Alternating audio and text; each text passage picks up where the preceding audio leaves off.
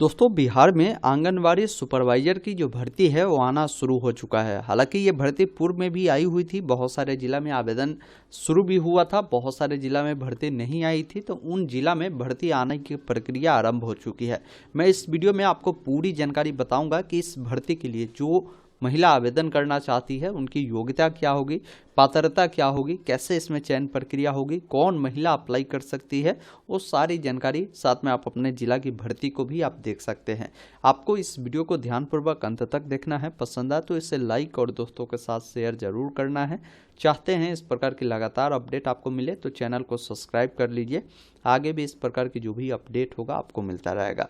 भर्ती से जुड़ी अगर आपको डिटेल जानकारी चाहिए तो सबसे पहला काम करें, गूगल ओपन करें। गूगल में लिखना है ऑनलाइन अपडेट STM, यह वेबसाइट मिलेगा, इसे ओपन करना है और देखेंगे लेटेस्ट जॉब में ही Bihar anganwadi lady supervisor vacancy मिलेगा। अगर यहाँ ना मिले तो आप सर्च बॉक्स में लिखेंगे लेडी सुपरवाइजर।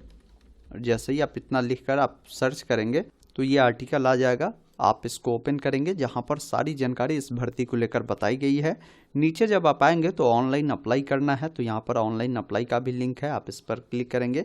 अगर इसका विज्ञापन देखना है तो डायरेक्ट आप इसका विज्ञापन देखें, यानी नोटिफिकेशन वाले ऑप्शन पर क्लिक करेंगे तो यहाँ पर आपको जानकारी मिलेगी कि भाई किस जिला में भर्ती चल रही है, उसका क्या विज्ञापन है, कब वहाँ आरंभ हुई है, क्या उसका अंतिम तिथि है। जैसे अभी देखिए 2 नया जिला यहाँ पर जोड़ा गया है। पहला सारण है जहाँ पर 1 फरवरी से अप्लाई स्टार्ट है, 25 फरवरी तक इसका अंतिम तिथि है। मुजफ्फरपुर में देखेंगे 28 जनवरी से आरंभ है, 18 फरवरी तक आप इसके लिए अप्लाई कर सकते हैं। इसका विज्ञापन देखना है तो यहाँ पर विज्ञापन देखे का ऑप्शन है, आप इस पर क्लिक करेंगे।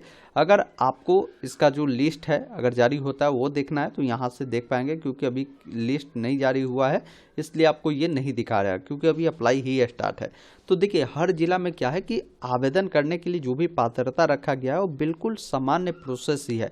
जैसे मैं किसी एक जिला का विज्ञापन यहाँ से डाउनलोड करता हूँ और आपको समझाता हूँ, फिर आगे अप्लाई करने का प्रोसेस दिखाऊंगा। जैसे जिस भी जिला से ये विज्ञापन निकाला गया होगा उस जिला का नाम मिलेगा और जिला प्रोग्राम कार्यालय जो ICDS चलते हैं उनके द्वारा ये भर्ती प्रक्रिया पूरी कराई जा रही है।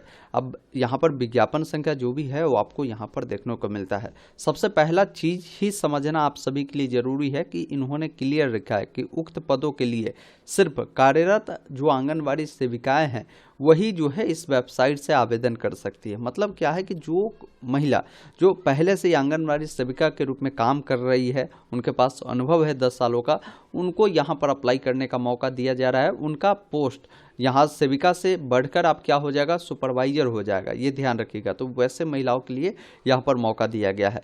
बाकी आप देख सकते हैं कि भाई कहाँ कितनी भर्ती है, तो कोटि वाइज भी जानकारी मिलेगी। जैसे मुजफ्फरपुर में विज्ञापन निकाला गया तो यहाँ पर 41 सीटों पर यह भर्ती प्रक्रिया होने वाली है।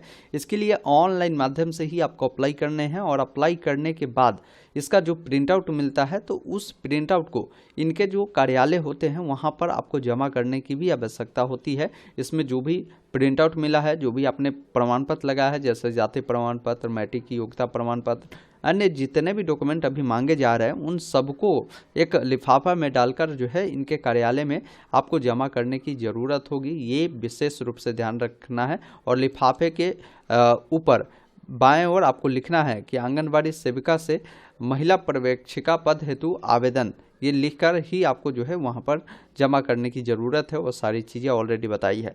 बाकी आपको ये फॉर्म भेजना कहाँ है तो यहाँ पर इन्होंने बताया है कि निबंधित डाक के माध्यम से जो है विज्ञापन प्रकाशित होने की अंतिम तिथि यानी 21 दिनों के अंतर में आपको इस फॉर्म को भेजना है। जिला प्रोग्राम पदाधिकारी मुजफ्फरपुर, अगर आपके जिला की भर्ती होगी तो आपका अलग यहाँ पर नाम मिलेगा, उनके कार्यालय में इसे भेजने की ज़रूरत है। बाकी अप्लाई को लेकर बताया है कि भाई जब ऑनलाइन अप्लाई करेंगे तो क्या क्या डॉक्यूमेंट आवश्यक है वो देख लीजिए। जैसे आपकी मैट्रिक के जो भी प्रमाण पत्र है और सर्टिफिकेट है और मार्कशीट है, ये दोनों लगेगा। अगर कोई इंटर या स्नातक कोई PG किया है तो उसका भी सर्टिफिकेट आप दे सकते हैं। अनुमंडल पदाधिकारी द्वारा निर्गत किया गया आवासीय प्रमाण पत्र चाहिए। इसके अलावा बताया गया है राजपत्रित पदाधिकारी द्वारा निर्गत जो कैरेक्टर सर्टिफिकेट है वो चाहिए। जाति प्रमाण पत्र चाहिए। अगर अनुभव है आपके पास तो अनुभव प्रमाण पत्र आपको चाहिए। अगर आपको कभी जो है राष्ट्रीय स्तर पर पुरस्कार मिला है तो वो भी आप लगा सकते हैं।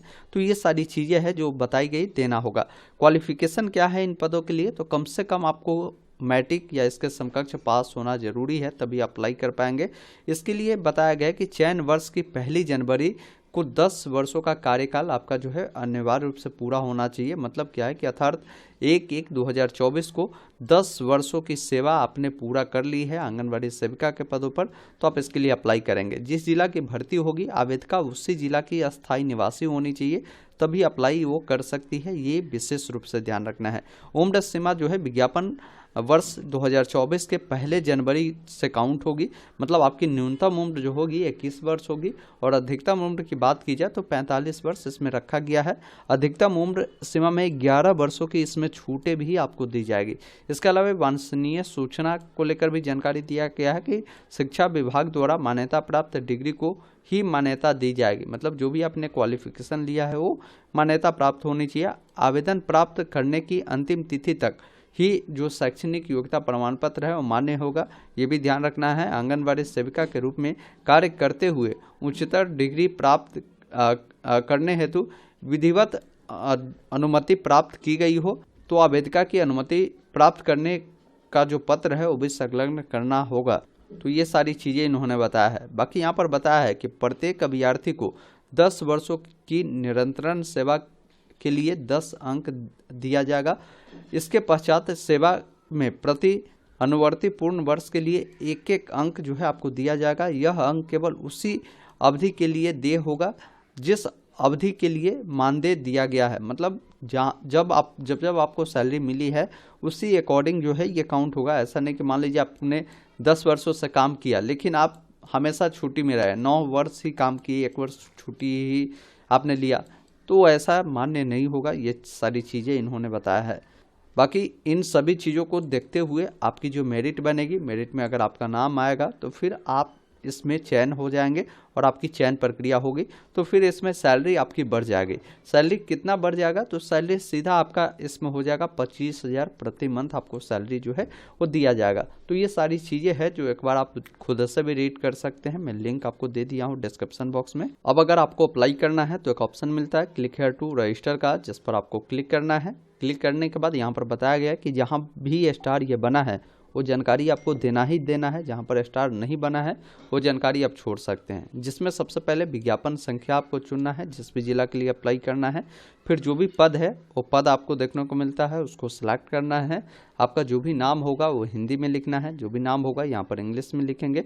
डेट ऑफ बर्थ के लिए यहाँ पर देखिए कैलेंडर मिलता है। सबसे पहले जो भी आपका साल हो, जो भी महीना हो और जो भी डेट हो उसको इस प्रकार चयन करेंगे, आपका उम्र बता देगा। आपका जो भी ईमेल आईडी है ईमेल आईडी देंगे, मोबाइल नंबर देंगे और एक ऑप्शन मिलता है गेट ओटीपी, जिस पर क्लिक करेंगे तो नंबर पर ओटीपी जाएगा, उससे वेरीफाई करेंगे। फिर आपका यहाँ पर जो है जेंडर देखने को मिलता है, राष्ट्रीयता जो है भारतीय रहेगा, राज्य आपका देखने को मिलेगा, जिला मिलता है। अब आपको यहाँ पर अपना आधार नंबर दर्ज करनी होगी। उसके बाद ये जो कैप्चा कोड मिल रहा है उसे फिल करना है। इस चेकबॉक्स पे टिक कर रजिस्टर वाले विकल्प पर क्लिक करना है। इस प्रकार आपका रजिस्ट्रेशन सक्सेसफुल होता है। आपको एक यूज़र आईडी मिल जाता है और साथ में यूज़र आईडी आपके जो है यहाँ पर बोला गया कि ईमेल पर भी भेज दिया गया है। एक ऑप्शन मिलता है लॉगिन का, जिस पर क्लिक करना है।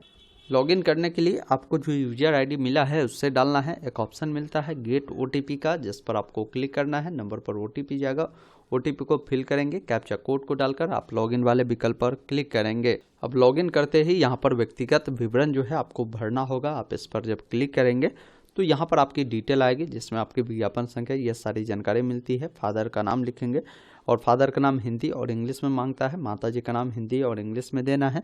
बाकी यहाँ पर आप जब आएंगे नीचे तो आपसे पूछा गया है यहाँ पर कि आपकी शादी हो चुकी है तो विवाहित चुने, अन्यथा अविवाहित को चुने। विवाहित चुनेंगे तो पति का नाम देना होगा, अविवाहित चुनेंगे तो ये जानकारी नहीं देनी होगी।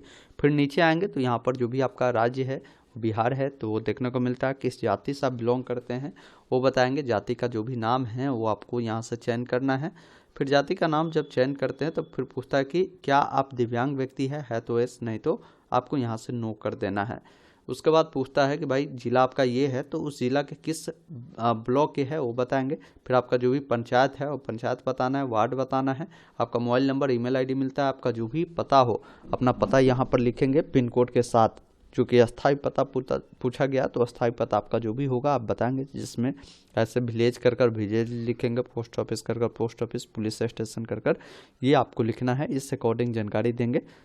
फिर अगर पत्राचार का पता आपको सामान्य है तो इस चेक बॉक्स पर टिक करेंगे, दोनों फिल होगा। अलग अलग है तो अलग अलग जानकारी को फिल करनी है। अब यहाँ पर देखिए अभ्यर्थी का पहचान चिन्ह बताना है, आप अपना पहचान चिन्ह बताएंगे। उसके बाद पूछ रहा है कि क्या आपके विरुद्ध कोई जो है आपराधिक कार्रवाई तो नहीं हुई है, तो आप यहाँ पर नहीं चुनेंगे। क्या आपका चयन पहले कभी रद्द तो नहीं किया गया है, तो यहाँ पर आप नहीं वाले विकल्प पर चयन करेंगे। फिर नीचे आएंगे, यहाँ पर आपको घोषणा करना है, चेक बॉक्स पर टिक करना है और यहाँ पर भी चेक बॉक्स पर टिक करना है और नीचे आना है। फिर एक ऑप्शन मिलता है सेव एंड नेक्स्ट का, जिस पर क्लिक करना है। उसके बाद यहाँ पर योग्यता से संबंधित जानकारी देनी होगी। तो मैट्रिक आपने जिस भी बोर्ड से किया है बोर्ड का नाम लिखेंगे। विषय यहाँ पर देखने को मिलता है, राज्य बताना है।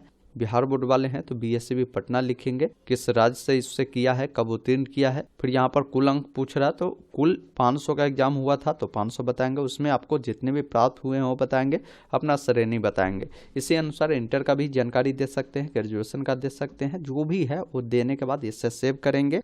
फिर यहाँ पर अपना कार्य अनुभव देना है, जैसे आप सेविका के पद पर काम किए हैं, किस जिले में किए हैं, किस केंद्र पर किए हैं, वो सारी जानकारी आप बताएंगे। अगर आपको पुरस्कृत किया गया है कभी भी तो आप ऐसा कर वो जानकारी देंगे, नहीं तो नहीं करेंगे। फिर ये जानकारी देने के बाद इसको भी सेव करना है। फिर आपको डॉक्यूमेंट अपलोड करना है, जिसमें मैट्रिक का जो भी मार्कशीट है वो अपलोड करेंगे, इंटर का मार्कशीट अपलोड करेंगे, मैट्रिक के सर्टिफिकेट है तो वो आप दे सकते हैं। तो जो भी डॉक्यूमेंट मांगा जाए आपसे, जैसे अनुभव प्रमाण पत्र है, जाति प्रमाण पत्र है, तो सबको अपलोड करेंगे। उसके बाद एक ऑप्शन मिलता है सेव एंड नेक्स्ट का, जिस पर क्लिक करना है। फिर यहाँ पर अपना जो है अंग्रेजी में सिग्नेचर, हिंदी में सिग्नेचर अपलोड करना है, यहाँ पर फोटो अपलोड करना है। फिर सेव एंड नेक्स्ट करेंगे, फिर इसका प्रीव्यू देखेंगे और फाइनल सबमिट करेंगे। इस अकॉर्डिंग आप सभी लोग आंगनवाड़ी जो सुपरवाइजर की भर्ती निकाली गई है इसके लिए अप्लाई कर सकते हैं, अगर आप इसके योग्य है तो। उम्मीद करता हूं आपने पूरी जानकारी समझा होगा, तो वीडियो को लाइक शेयर जरूर कीजिए। फिर भी कोई डाउट कन्फ्यूजन है आप कमेंट बॉक्स में ज़रूर लिखिएगा। वीडियो देखने के लिए बहुत बहुत धन्यवाद। जय हिंद।